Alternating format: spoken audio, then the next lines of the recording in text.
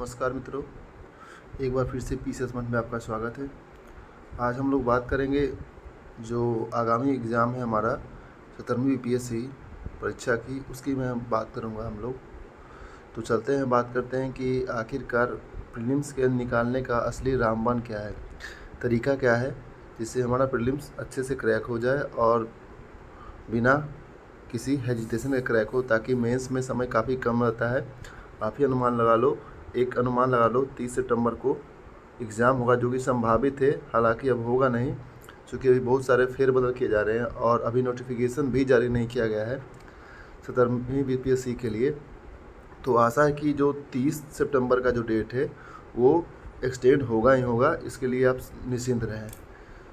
तो सबसे पहले चलते हैं कि 17वीं बीपीएससी के लिए फुल प्लेस्ड होकर के हम मान लेते कि 30 सितंबर को नहीं, 15 अक्टूबर को एग्ज़ाम होने वाला, जैसे कि 18 अक्टूबर को पहले भी एग्ज़ाम बीपीएससी प्रीलिम्स का ले चुकी है। तो मान लेते हैं 18 अक्टूबर 15 अक्टूबर को एग्ज़ाम हो, तो उसके लिए सही रणनीति क्या होगा, आखिर हम किस एरिया में फोकस करें ताकि मेरा सिलेक्शन प्रीलिम्स में मेरा हो जाए, वहाँ से हम हटे नहीं, ताकि हम लोग पहला पड़ाव पार कर दें।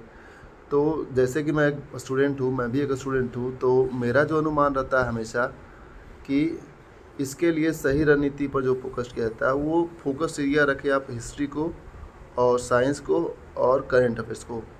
और एक बात विद्यार्थी ध्यान रख ले कि 70 दिन बहुत ही ज़्यादा समय होता है किसी भी एग्जामिनेशन को के प्रीलिम्स को क्रैक करने के लिए, खास करके उसके बारे में जो पहले से ऑलरेडी पढ़ चुके हैं इसके लिए आप।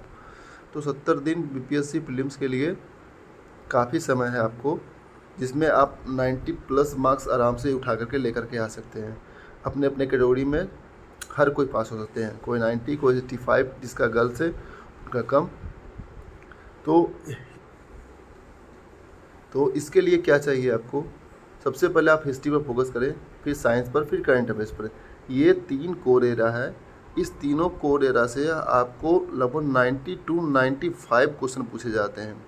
अब 90 टू 95 क्वेश्चन पूछने का मतलब ये है कि अगर आप पूरे सिलेबस को 4 हिस्सों में बांट दो या 5 हिस्सों में बांट दो, तो आप देखोगे कि लगभग 70% हिस्सा जो है यही कवर करता है। तो अगर 70% हिस्सा ये कवर करता है, तो आप एक स्टूडेंट होने के नाते ये समझिए कि हमको, अगर हम किसी पर 1 घंटा दे रहे हैं, 1 मिनट दे रहे हैं, तो इस पर हमको 7 मिनट देना पड़ेगा, या किसी को 2 मिनट दे रहे हैं तो हमको इधर देना पड़ेगा 7 मिनट। यानी आपके स्टडी का रणनीति जो होता है, जिसको सही मायने में कहते हैं कि रणनीति बदलना पड़ेगा आपको।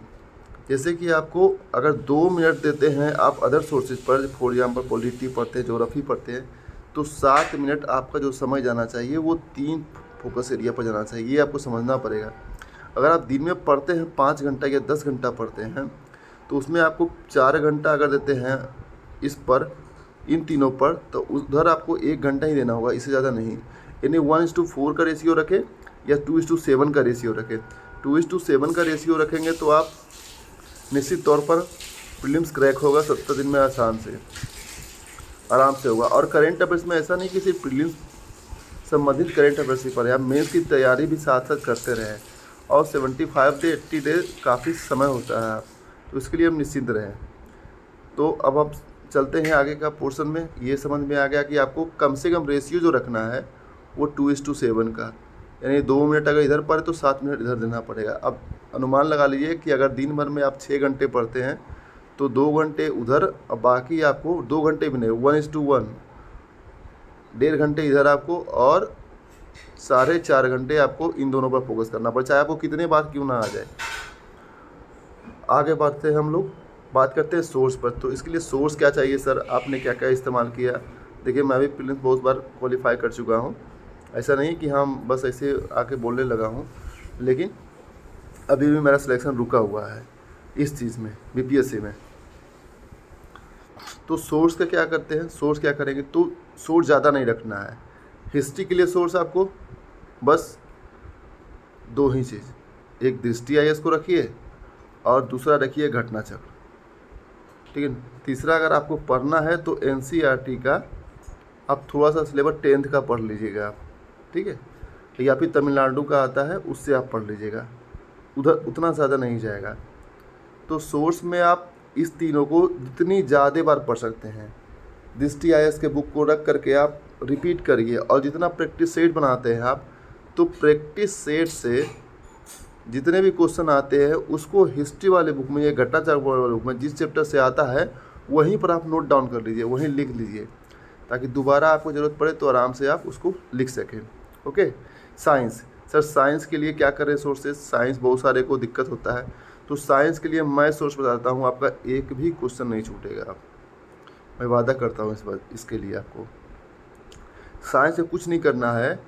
अगर जो बिहार के स्टूडेंट है, ठीक है, वो 7 + 8 + 9 + 10 ये चारों क्लास के बुक आपको लाना है। NCERT नहीं, आपको लेकर के आना है भारती भुवन का बुक, ठीक है ना, भारती भुवन, ये इसको एस चांद बोलते हैं। भारती भुवन का बुक आप लेकर के आइए, 100% क्वेश्चन यहाँ से आता है भाई, मैं विश्वास लेता हूँ 100% क्वेश्चन यहाँ से साइंस से उठ करके आता है, और काफ़ी पढ़ने में मज़ा भी आएगा साइंस बुक। या फिर आप बिहार का जो बुक है BTBC का, ठीक है ना, उसका इस्तेमाल कर सकते हैं आप साइंस के सोर्सेज के रूप में। अदर सोर्स क्या है सर, जिसके पास ये पहुँच नहीं है, तो अदर सोर्स में बस एक ही सोर्स कहूँगा मैं जिसको आप इस्तेमाल करें, वह है आपका लूसेंट साइंस। लूसेंट साइंस पढ़िए और उसको रगड़ दीजिए, एकदम तोता की तरह रट जाइए। क्या करें, कुछ रटना पड़ता है तो तोता की तरह इसको रट जाइए आप। ओके। तो सोर्स में साइंस के लिए बस 2 ही पढ़ रखें, और लिमिट सोर्स रखें। ज़्यादा सोर्स रखेंगे तो आप बरगला आ जाएंगे, तो ये सोचेंगे क्या पढ़ें क्या नहीं पढ़ें, क्या नहीं पढ़ें क्या पढ़ें। ओके। चलिए, current affairs. Sir current affairs के लिए सोर्स क्या है? तो करेंट अफेयर्स के लिए सोर्स तो बहुत सारे मार्केट में पड़े हुए हैं, मैं ज़्यादा रिकमेंड नहीं करूँगा। बहुत सारा इल्टेरा पढ़ रहे हैं, बहुत सारा घटनाचक्र पढ़ रहे हैं, बहुत सारा जो पढ़ रहे हैं स्पीडी पढ़ रहे हैं लोग। तो मैं ये आपको बता देता हूँ कि ज़्यादा सोर्स को मत रखिए करेंट अफेयर्स पर। 2 सोर्स मेरे अनुसार से, 2 सोर्स। पहला एक विजन IAS का जो PT आता है और मेंस 365 आता है वो, अब प्लस स्पीडी से दोस्तों एकदम डायरेक्ट क्वेश्चन, जो भी फैक्चुअल क्वेश्चन आता है एकदम डायरेक्ट फैक्चुअल क्वेश्चन स्पीडी से उठ करके आता है। मैं कितने बार इस चीज़ को महसूस किया हूँ कि हाँ एकदम डायरेक्ट क्वेश्चन वहाँ से उठ करके आ रहा है। और स्पीडी को पढ़िए नहीं, स्पीडी को रट जाइए। 4-5 सोर्स को 5 बार पढ़ने से अच्छा है कि एक ही सोर्स के 1 सोर्स को हम 20 बार से 25 बार करें। तो पूछिएगा सर इतना कॉन्फिडेंस कैसे सर, कैसे भरोसा कर ले हम एक स्पीडी पर और एक विजन IAS पर? तो इसको भरोसा करना पड़ेगा आपको। किस्मत समझ लीजिए एक तरह से कि आया तो आया, नहीं आया तो गया। हाँ, एविटेरा का पढ़ना क्या है, तो पीछे का ऑब्जेक्टिव है 500 देता है, 50-50-50-50 वो यूट्यूब चैनल पर आपको कहीं भी उपलब्ध हो जाएंगे, मिल जाएगा, वो आप ले लीजिएगा। नहीं तो हम भी यहाँ पर उपलब्ध करवाएंगे, आप वहाँ पर कर लीजिएगा। ओके। चलिए नेक्स्ट बढ़ते हैं हमारे मेन सोर्स। तो मेन सोर्स के बारे में हम बाद में बात करेंगे, अभी कोई फ़ायदा नहीं है, क्योंकि प्रीलिम्स पर फोकस पूरा एरा कर लें आपने। देखिए हमारे चैनल पर क्या मिलेगा, तो हमारे चैनल पर मेंस से संबंधित भी आज से हम शुरू करेंगे, और प्रीलिम्स से संबंधित भी करेंगे शुरू, एकदम डे 1 से। कहते हैं ना डे 1 आज है, डे 2 है, डे 3 है, डे 4, ऐसे डे 1 से स्टार्ट करेंगे। 70 दिन का टारगेट रखेंगे, 70 डेज़ में हमको पूरा करना है इस चीज़ को, कितना भी होगा तो 70 दिन में हम तैयार करेंगे इस चीज़ को। तो करेंगे क्या, 70 डेज में कम से कम 2 क्वेश्चन आपको हर दिन मेंस का मिलेगा। एक पेपर 2 का मिलेगा, एक प्रीवियस ईयर का मिलेगा, या ऐसे पेपर का मिलेगा एक, या पेपर 1 का मिलेगा। लेकिन प्रीवियस ईयर का एक क्वेश्चन का हम लोग एनालिसिस करेंगे इस यूट्यूब चैनल पर। ओके। प्रीलिम्स में क्या करेंगे, तो प्रीलिम्स में 2 चीज़ करेंगे। पहला क्या, एक करेंट अफेयर्स को इस्तेमाल करेंगे, दूसरा प्रैक्टिस सेट करेंगे हम लोग। ये आपको डेली बाय डेली आपको मिलेगा। करेंट अफेयर्स के सोर्सेज भी हम उपलब्ध करवाएंगे, जहाँ से भी करवाएं, और हम ज़्यादा कुछ नहीं करेंगे, विजन IAS ही करेंगे और स्पीडी ही करेंगे, उसके अलावा कुछ नहीं करेंगे। फिर तीसरा है practice set.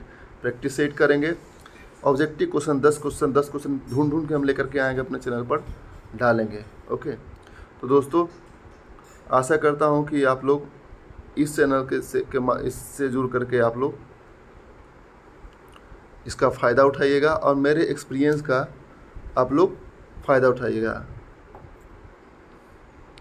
Okay, thank you दोस्त। लगे